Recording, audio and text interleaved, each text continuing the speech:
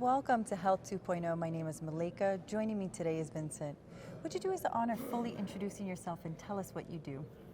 My name is Vinsent Franke. I am the COO at West Valley Detox Treatment and the CEO at Uncut Recovery Solutions. I'm a certified counselor, substance abuse. I'm a pastor, a lifelong student, degree in addiction psychology and social justice, and just pursuing this little space in healthcare administration, trying to make it a little better. That was a fantastic introduction. I see we have many things in common, and I wonder, how did this journey begin for you in your role that you have today? This journey began for me almost 18 years ago. Well, probably if I was going to wind it all the way back, addiction, mental health, family systems, very personal to me. Addiction ran through my family. Abuse began at an early age, and I didn't understand the confusion, the noise, the volume that was in my head in my life that really interrupted a quality of life. And so about 18 years ago, I had an experience, and I was a reckoning of sorts, and I was struck clean and sober, if you will. And that experience has grown and morphed and continued to change. And so 5/5/2004, I've been clean and sober. My drink bone's connected to my drug bone, you might say, and I've discovered the effects produced by recovery and the community around recovery, and this conversation where healthcare and being of service to the people on this planet has become the most important thing in my life. Your courage and vulnerability are truly admirable. Thank you for sharing your story with us and for committing yourself to really making this a better world by being that shining light for those that may find themselves in a place of darkness, but it's often in the dark that we truly value the light. Yes, ma'am. Tell us a little bit about what attributes would you say make your company stand out? Thank you, Malik. First, you have to have embraced the dark to understand the light, and I seek the light. And today, I think what makes my company stand out is really not just the generic client-centered care, reaching people where they're at, but individualized care and alignment. Alliance is a big thing. I think not just being available, but reaching people where they're at in a meaningful way and connecting with people. And I think the greatest obstacle, barrier to entry and recovery today is money and finance. And so many people just don't have it. And so trying to figure out ways to, and being creative and finding people that do have money or funds or finances to assist those people into getting into care is probably the greatest obstacle and our greatest strength. So maybe looking through financial analysis, hardship, and just whatever resources available, getting people into care. And then once they're in, 3-to-1 clinical care, body, mind, soul. The whole person is cared for. And it's all based on medical necessity. So if the insurance provider stops paying, well, then the company picks up. And so when the person is ready, that is what dictates the next step and the continuum of care, not the payer. So that's fantastic to hear, because as you mentioned, there's so many people in need. If they have the right resources and supports, they would be in a very different place, and we all benefit when everyone is well in our community. So Agreed. Thank you for your contributions. Thank you. It also gives us a little insight into you receiving this award. Tell us, how does it feel to be seen and celebrated in this way?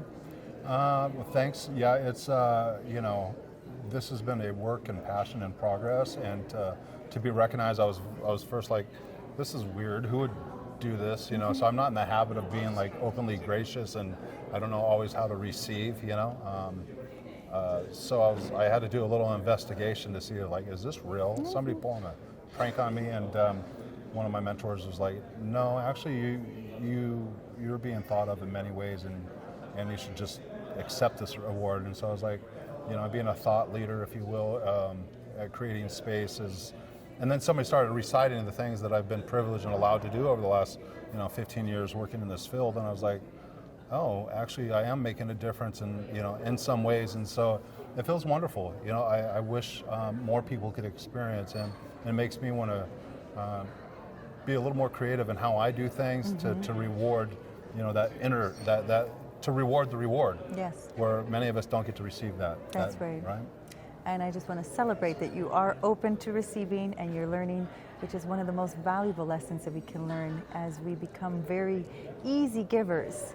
And yet to keep the balance within, receiving is as important. Yes, ma'am. Yeah. At our place, our line, if you will, and it's not generic, is every life is celebrated here. Like every life is celebrated. And for me, that celebration is really centered around the staff, you know, and imparting, like, you know, the culture and like everything else can be taught.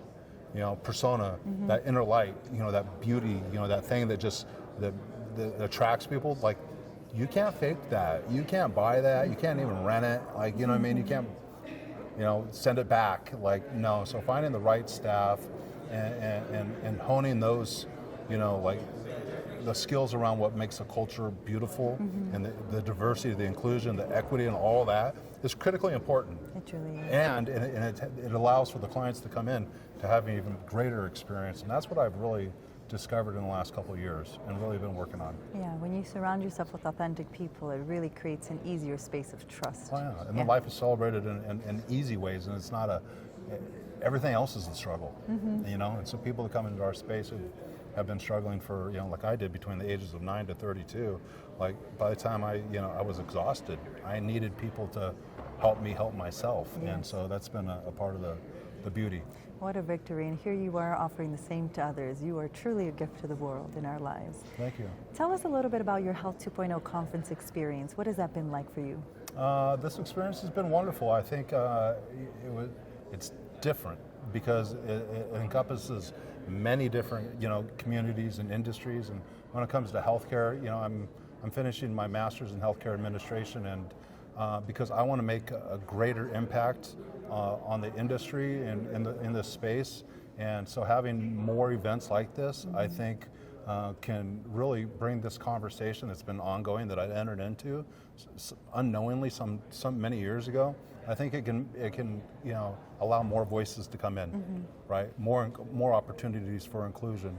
And with that, I think the greater impact we'll have, not just you know, as a small people in a little industry, but as a large people in a large nation, because this nation needs to heal across, you know, coast to coast. It truly does, and we have the right souls here in this space to collaborate and for all the innovation that is needed in our ways of thinking, knowing, and being. So this is an exciting time here. Agreed.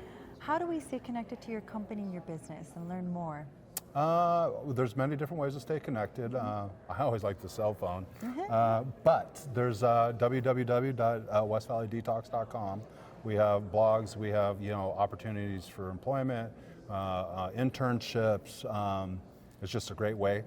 So we are, you know, we have IMS Detox inpatient. We're expanding slowly, intentionally, you know, and not in a hurry.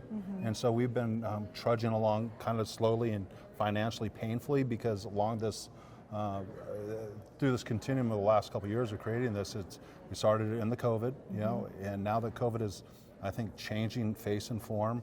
It's more of entering in kind of a pandemic phase.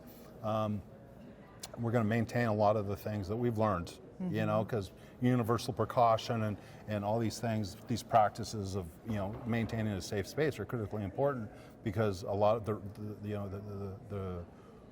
the hangover of COVID, the resentment, you know, the fear, and all those things, people haven't just, you know, it hasn't just gone away. No, it's just been suppressed. It's been suppressed, right? And so figuring out ways to align people realign, if you will, people with people who have had suffered with stigma and things like that is, you know, just call and talk to one of us. You know, we're, you know, we all celebrate life, and, you know, we love to consult people, and if we can't help you directly, we know someone who can. You know, so we have a preferred provider list of very small, you know, like culture-centered providers. You know, and that's very important to us. It's fantastic, Vincent. You are truly providing holistic services and really giving back to all of those who supported you along your healing journey. So I want to celebrate you today. Thank you very much. Celebrate your team and everyone who is a part of contributing and making a better world. We are truly grateful for you. Congratulations again. Thank you. I really appreciate you. Thank you. My pleasure.